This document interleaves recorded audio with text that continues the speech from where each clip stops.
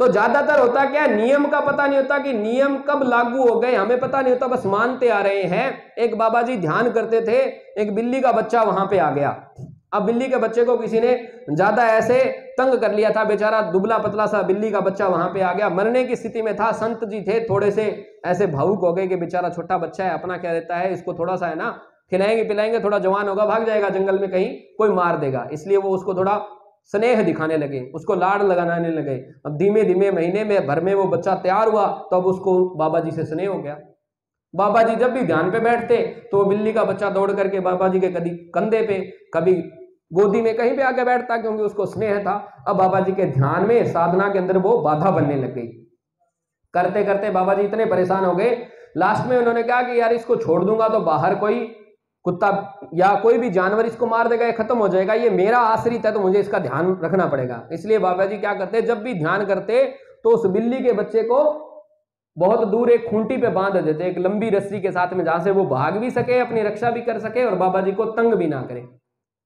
अब ये बात बाबा जी ने शुरुआती दौर में की थी, बाद में बाबा जी का ध्यान ज्यादा गहरा हो गया, चेले चपटे बढ़ गए, अब तो चेलों की संख्या बढ़ने लगी, बाबा जी गुरुजी हो गए थे, महंत हो गए थे, उनके भी शिष्य हो गए। ये बिल्ली का बच्चा वहीं बंधता रहा। दूसरी बार अब समय बीता, महाराज जी ने गद्दी छोड़ दी, दूसरे गुरुजी आए, बोले जी एक बिल्ली लेके आओ, वहां बांध रही है। क्यों? बोले ध्यान करना है तो बिल्ली बांधनी जरूरी है, मेरे गुरुजी भी बांधते थे। बहुत सारी बिल्लियां ऐसे ही बंधी हुई है, हमें पता ही नहीं है। नियम का पता है कि जी नैऋत्य कोण के अंदर सोना चाहिए, नैऋत्य कोण के पास में SSW है, वहां सोओगे तो खत्म हो जाओगे, वो बात समझ में नहीं आती है, वो धारणाएं हमारे चिपक गई है। बोले ये बात तो ऐसे ही होगी, दूसरी बात कोई करता है तो वो समझ में नहीं आती है।